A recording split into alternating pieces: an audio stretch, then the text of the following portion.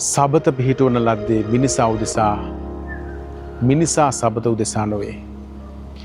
The Sabbath was made for man, not man for the Sabbath. Some believers obey God with irritation, murmuring, half-heartedly. සමහර believers ලා විශ්වාසකීන් දෙවියන් වහන්සේට කීකරු වෙනවා. හැබැයි සතුටින් නෙමේ. ඒක නිකන් ණය යුක්තියක් හින්දා, කළ යුතු හින්දා, නැත්තම් කවුරු හරි බණින හින්දා එහෙම කරන්න එපා. ඒකෙන් කිසිම වැඩක් නැහැ. Obey God with passion. Obey God joyfully, wholeheartedly. දෙවියන් වහන්සේට සතුටින් අවනත වෙන්න.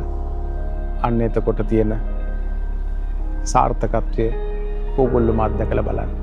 ජෙසුස්